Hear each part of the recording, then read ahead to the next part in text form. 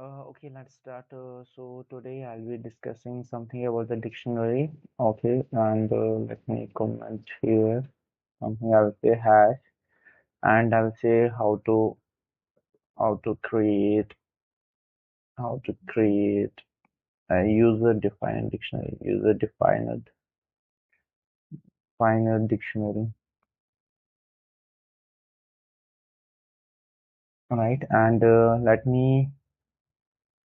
If I had to show you how dictionary is looking like, I will say my underscore dic dictionary equal to, and this dictionary is having something called as a key and value, and it is looking like this key and value, VALUE, right? Take an example. If you take a real life example, let's take you are having any kind of a Oxford dictionary, and in that dictionary you are having a word, and that word is having the meaning given to it, right? Same thing is here. You are having some kind of a key here, and the key is assigned it some value, right? Let's take an example. Suppose this key is your roll number, right? And the roll number is assigned to some user, so to some student, right? Then we can say roll number one is having this name, roll number two is having this name, like that, right? And this can be have any number of the values here, right? Any number of the values you can have here. Let me think, right? As many as possible. Roll number one is having this value, roll number two is having this name, roll number three is having this name, like that, we can say, right? What is the difference between dictionary and a my list? I will say my underscore list equal to, and here you can say 78 comma 65 comma 89 or something like this, right? This here you are just having the value, and these values have having the index numbers, like you are having a positive indexing and you are having the negative indexing as well. But here on the dictionary you are not having any kind of a indexing, right? Here you are having just the keys and the value pairs, right? One more thing, if you have to create an empty dictionary, means a dictionary which doesn't contain anything, at that time I can say here something like this: my dictionary equal to these two curly braces, and it will create an empty dictionary like you are creating your empty list. Right? I will say my list equal to, and here I will say these square braces, and it will create an empty list. If you have to create a tuple, I can say here simple brace like this, it will create a tuple, right? There are other ways also to create a dictionary. Like if I say my dictionary equal to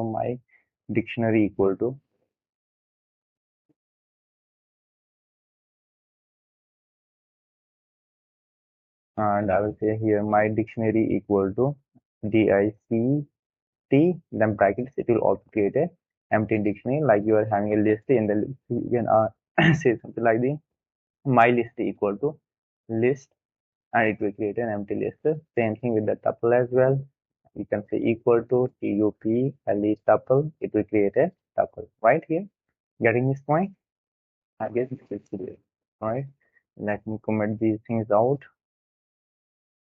Now, before discussing how to create a user-defined dictionary, let me show you first how to create an empty list, right? How to create a user-defined list. Okay, suppose take an example. The user wants to enter these elements like 20, 32, 65, 78 inside his list, right? So there are two ways. Either the user will give me one by one he will give me, or he will give me all the elements in a one line, right? If the user is giving me the one by one, at that time we can say that limit, and here I will say limit equal to int input how many elements you want to enter in the list.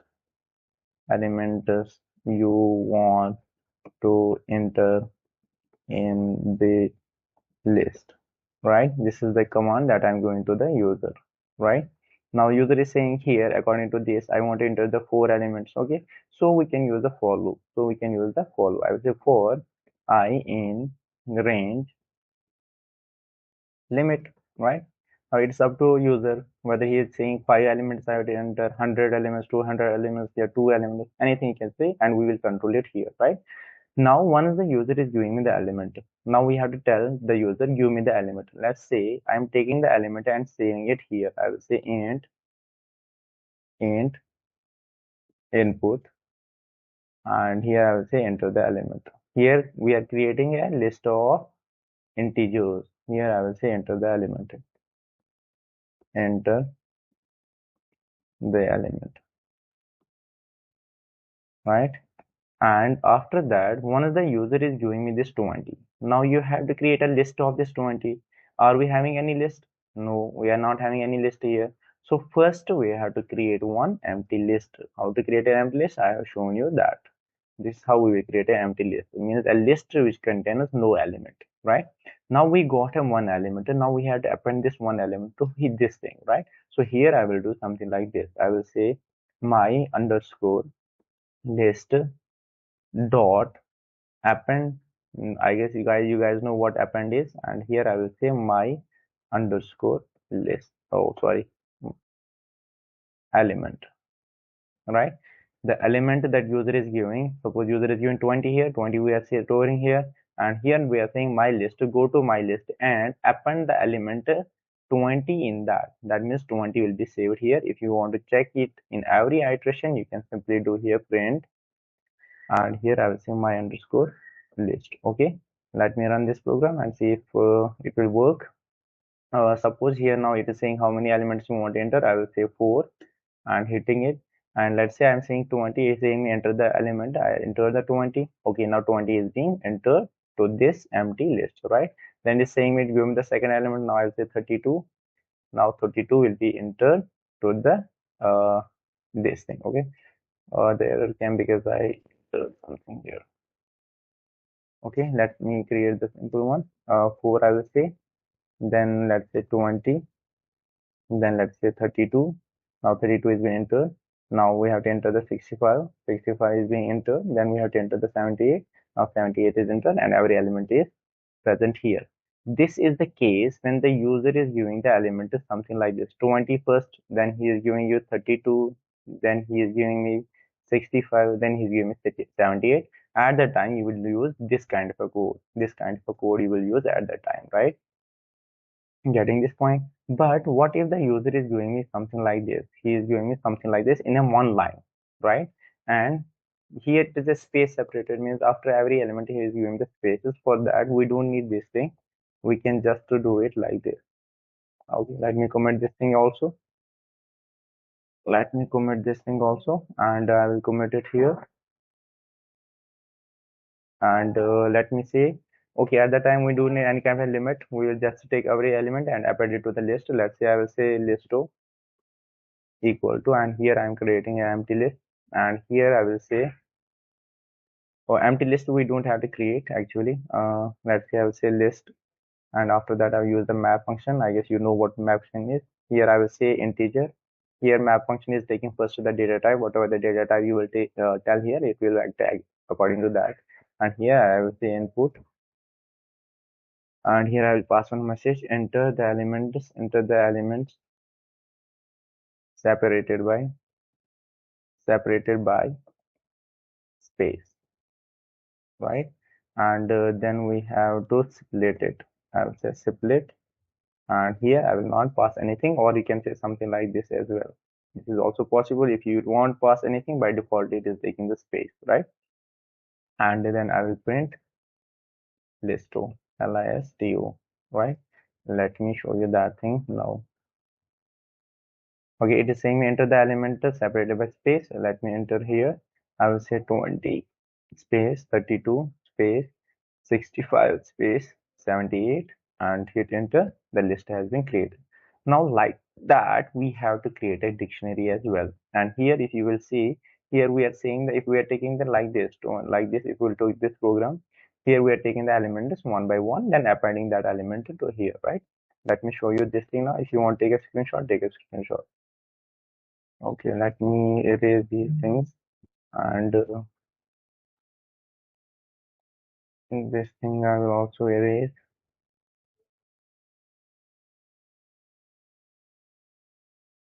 Okay, now this is my dictionary. I have created one empty dictionary.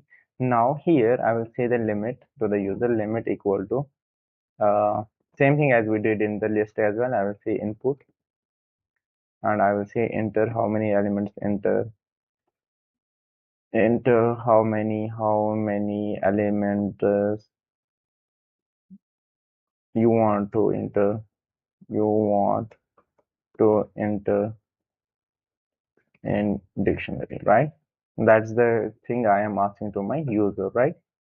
After that, we have to create an as we are creating an empty list, the same thing here, we are creating an empty dictionary, then we'll put the values and the keys over here, right? I will say for I in range,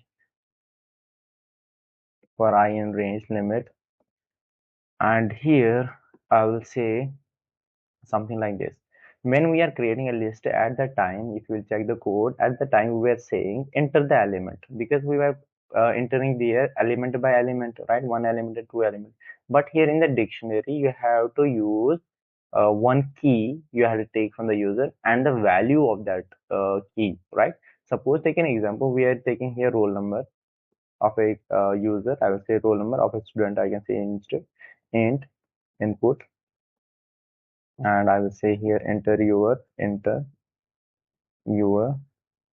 roll number, and then I will say name equal to input,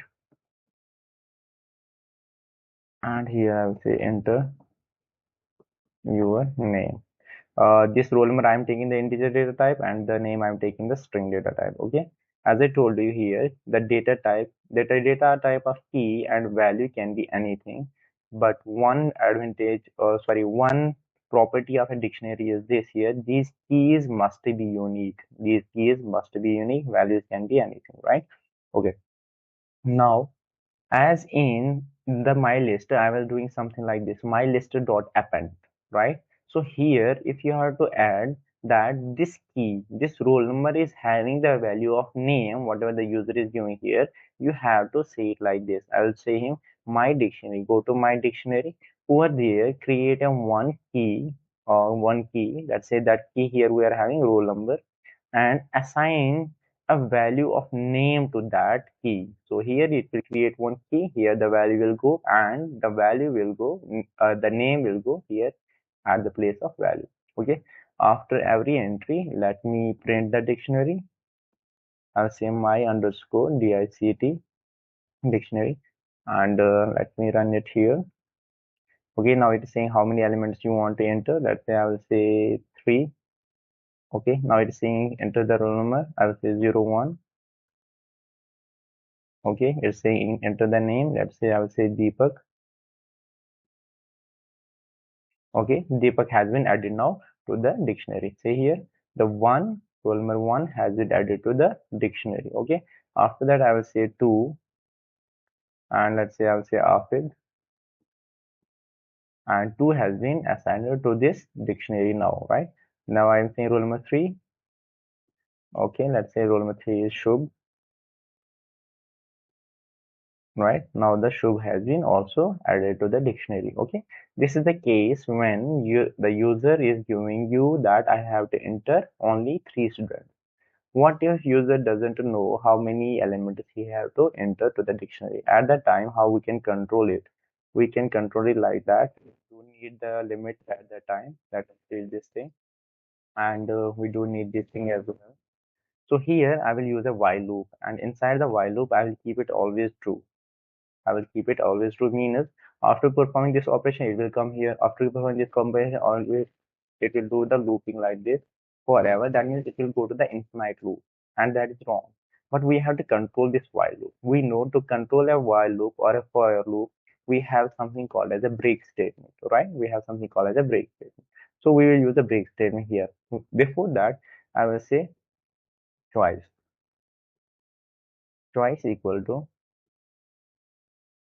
input, and here after entering every element I want to give the user choice that do you want to enter the another this student or not.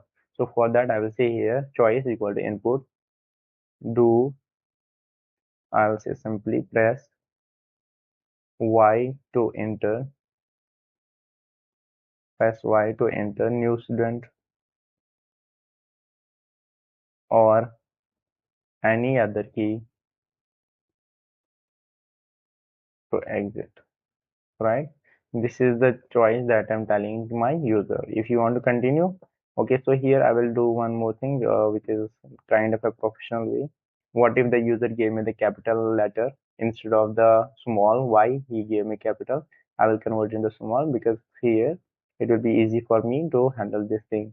I'll say if choice equal to no, we will say not equal to string of y. At that time we'll say break, right? That's it. And let me run this. Okay, now it is saying enter the roll number. Let's say I will say the 34 and I will say AFID, and it's saying me do press Y to enter new student or any other key to exit. Let's say I will say Y here now. Okay, the code got crashed.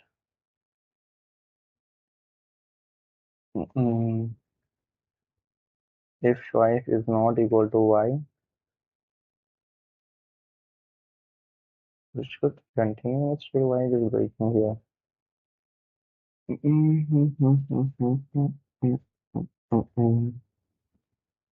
Run it again, and let's say I will say 2 and give the name as a FID. Okay, now it's saying we want to enter again. I'll say Y here. Again crashing.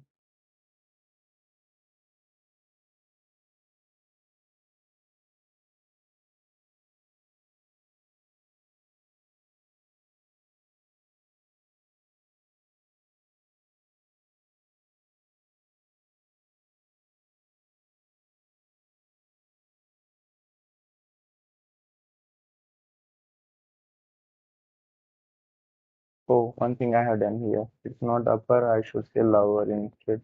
Because here I said, oh, okay, so we can change here. Okay, let me run it again and let's see. I will say here 34 and here I will say FID and now I will say Y. Okay, now it's saying me given the number, I will say 45. Now if I get WERT, right, it has been done. Do you want to continue? Y again, I will say. Enter your roll number. I will say 65 and let's say I will say Deepak. All right, now it's saying me, do you want to enter again? I will say no now. Now it is exiting here and here I will say print. Thank you.